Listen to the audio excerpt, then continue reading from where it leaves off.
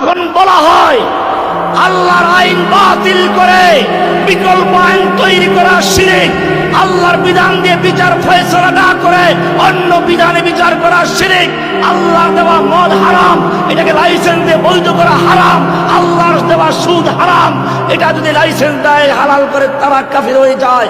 আল্লাহ রাব্বুল আলামিন সম্পদ বন্টন করেছেন একভাবে, এটার বিরুদ্ধে করলে সে কাফির হয়ে যায়। আল্লাহর কোন আইনকে যদি কোনো ব্যক্তি হালালকে হারাম অথবা হারামকে হালাল মনে করে সে কাফির হয়ে যায়। রাস্তার মোড়ে মোড়ে মূর্তি বানালে তার সামনে দাঁড়িয়ে সেলুট দিলে সে মুশরিক হয়ে যায়। শহীদ মিনারের সামনে গিয়ে নীরবে দাঁড়িয়ে থাকলে সে মুশরিক হয়ে যায়। আগুনকে সেলুট দিলে সে মুশরিক হয়ে যায়। আল্লাহর সংবিধানের পরিবর্তে সংবিধান তৈরি করলে সেও মুশরিক হয়ে যায়। এই ব্যাপারে তাদের কোনো কথা নেই। قل اللهم مالك الملك تؤتي الملك من تشاء وتنزع الملك ممن تشاء وتعز من تشاء وتذل من تشاء بيدك الخير انك على كل شيء قدير। সূরা আলে ইমরানের 26 নম্বর আয়াতে পরিষ্কার বলা হয়েছে قل اللهم مالك الملك, বলো সমস্ত ক্ষমতার মালিক কে।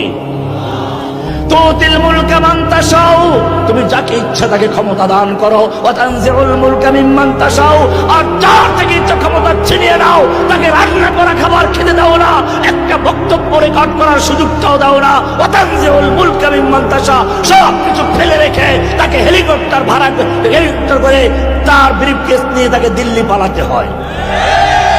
ওয়া তানজিউল মুলকা মিম্মান তাশা ওয়া তুইজ্জু মান তাশাউ, তুমি যাকে ইজ্জত দাও, তুমি যাকে ইচ্ছে করে ইজ্জত দান করো।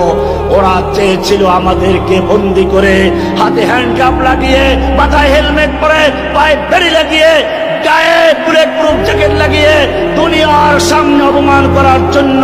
কিন্তু দুনিয়া দেখেছে আমাদের যখন কোর্টে তোলা হতো এইরকম অবস্থায়, তখন মানুষ আমাদের সালাম করত, পারলে কিছু হাতিয়ে তোফা দেওয়ার চেষ্টা করত।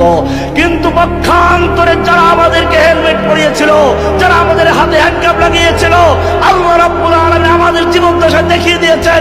এখন তাদের মাথায় হেলমেট পড়েছে, তাদের মাথায় বুলেট প্রুফ আছে।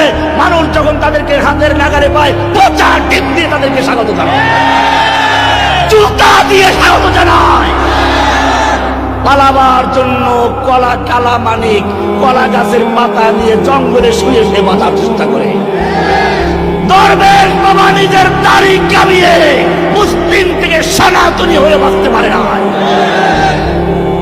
অতুইজ্জু মান তাশা ওয়া তুযিল্লু মান তাশা, ইজ্জত দেওয়ার মালিক কে? অপমান করার মালিক কে? তোমার গণতন্ত্র বলে সকল ক্ষমতার মালিক জনগণ, তোমার আল্লাহ বলছেন ক্ষমতার মালিক আল্লাহ।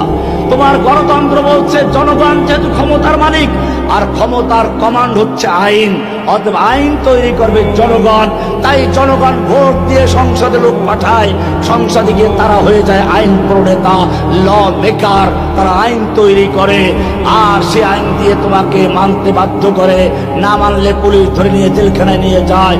আল্লাহ বলছেন আলা লাহুল খালকু ওয়াল আমরু, জেনে রাখো সৃষ্টি চর, আইন চলবে কেমন তার। ওয়ালা রাব্বিকা লা ইউমিনুন, না ওরা মুমিন হতে পারে না যতক্ষণ না পর্যন্ত হাত্তা ইউহাক্কিমুকা ফীমা শাজারা বাইনাহুম, তাদের পারস্পরিক বিবাদের ক্ষেত্রে, ঝগড়া ফাসাদের ক্ষেত্রে তোমার কাছে বিচার না নিয়ে আসবে, তোমাকে বিচারক না মানাবে, তার মানে কোরআন সুন্নাহর বিচার না মানবে।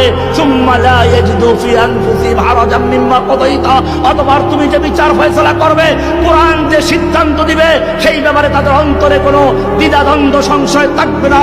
ওয়া ইউসাল্লিমু তাসলিমা, সম্পূর্ণরূপে মেনে নিবে। এটা না হওয়া পর্যন্ত ফালা ওয়া রাব্বিকা, তোমার রবের কসম সে মুমিন নয়। যারা হকের আওয়াজ তুলেছে, সত্য দিন প্রচার করেছে, তাদের সঙ্গে তাদের জাতির বিরোধ রয়েছে, যুদ্ধ হয়েছে, কতল হয়েছে, মারামারি হয়েছে। কিয়ামত পর্যন্ত যারা দিনের পথে থাকবে, নবীদের পথে থাকবে, হকের পথে থাকবে, কোরআনের পথে থাকবে, সুন্নাহর পথে থাকবে, সাহাবায়ে কেরামদের পথে থাকবে, বদরের পথে থাকবে, উহুদের পথে থাকবে, খন্দকের পথে থাকবে, মক্কা বিজয়ের পথে থাকবে, তাদের সঙ্গে বাতিলের যুদ্ধ চলতেই থাকবে।